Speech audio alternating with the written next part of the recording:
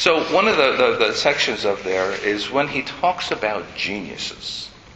And we all know people who are very smart, I'd imagine. I've certainly known of people who are very smart, and I'm sure like Einstein comes to mind and that sort of thing. But the genius he starts to talk about is a guy named Chris Langan.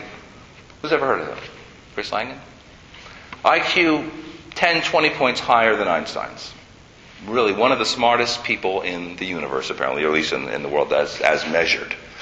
And where was this guy seen? Well, he was on kind of the cheap sister of How to Make a Million, or Make Me a Millionaire, or something like that, where he was going up against a group of people being asked questions, and if he could outperform them, he would, and answer them correctly, and they didn't, he would win money.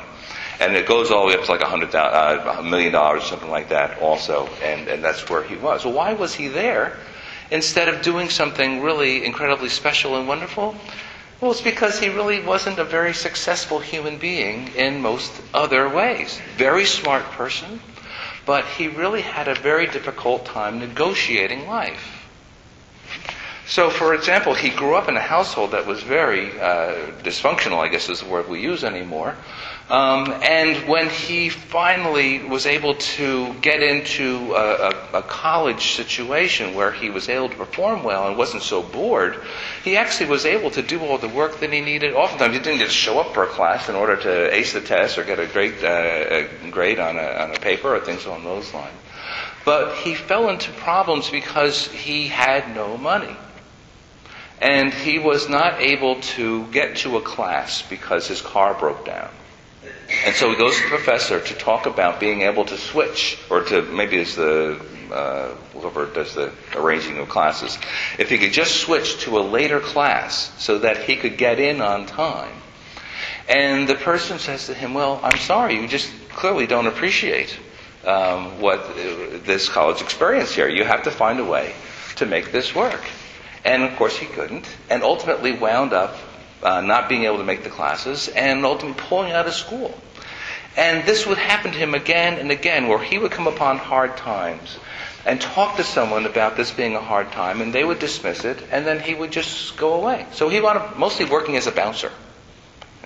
With 160 IQ, working as a bouncer. Really very strange. Well, the contrast then goes to Oppenheimer, the person who was the head of the Manhattan Project. Do you remember him? Also a very brilliant guy.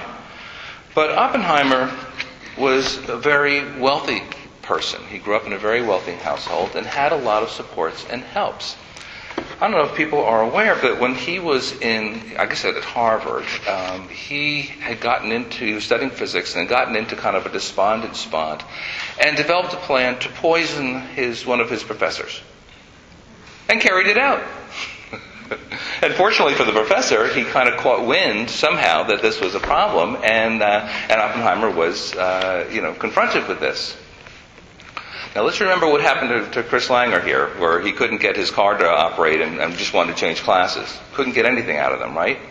Oppenheimer winds up talking his way into probation from the school. Right? I'll go to therapy and I'll get some help, and that'll work. Right? He manages to gloss it by. He's like in his mid-30s, he winds up talking his way into being the head of the Manhattan Project, despite their being aware that this is someone that tried to kill someone with poisoning. All right? Well, what's the difference? As it turns out, he wasn't really as smart as Chris Langer. In fact, he wasn't as smart as most of the people that he was overseeing. But he knew how to influence people in his direction. All right? He knew how to convince people to do what he wanted. So the study that he then goes into, which I thought was really fascinating, there's a bunch that have been here, but the one that I found really stirring, make sure I can find it here, had to do with a look at groups of kids, and they divided them into socioeconomic categories, and to see how they performed. And what they were looking for was the sense of entitlement. Now, I don't know about you. Entitlement just grates on me. When people just come up feeling all entitled and everything else, it aggravates me, and I want to immediately put them down. And I generally resist, but that doesn't stop me from wanting to. And yet, what they found in the study is if you looked at the performance of these children, the kids who were in households where the parents really expected them to speak up for themselves, to really state to whoever what their needs were, and to really carry the expectation that they'd be listened to, were much more successful than the kids that really showed up thinking they better listen to authority, it's not worth speaking up anyway. And who were these kids? Well, the kids that were in the poorest households were often the kids that had the least parental supervision, had the least opportunities to go to all kinds of structured activities and camps and things like that, had the least coaching from their parents about how to talk to adults in authority. Contrast that to the kids who are really in wealthy families whose parents were really engaged. They're driving them around. I was looking for this one interview. The mother is driving the kid to the doctor. And on the way to the doctor, she's saying, okay, now, you're going to have your checkup today. Are there questions that you think you'd like to ask the doctor? And think about that. And the kid thinks, and he says, well, I do have some bumps under my arm. So he says, okay, well, let's try it out here. What do you think you would say to the doctor to get this thing considered? And they go through this little role play and figures it out. And sure enough, this kid goes to the doctor. Then the doctor goes through a number of steps with him, and ultimately the kid says, now I had a question I wanted to ask you. Well, what about that? I mean, think about this, turning the tables. I mean, I don't know about you, but I often am waiting for the doctor to tell me things. This is like a 9-year-old kid who has kind of turned the tables. He is becoming the person that needs to be listened to and whose interests need to be responded to at a very early age. And he successfully gets the doctor to look at the situation and to give some advice about how to take care of it.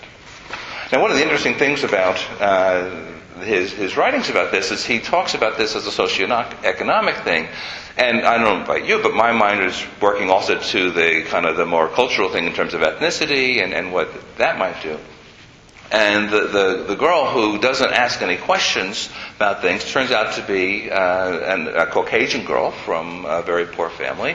And the little boy who asked about the bumps under his arm happens to be an African-American boy from a wealthy family.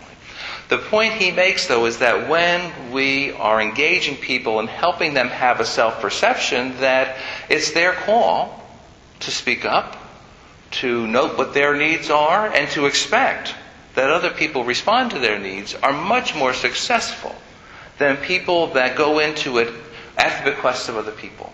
Expecting that they'll have to wait to hear, or they'll have to be in a position to kind of take what comes as opposed to get what they want to happen for them.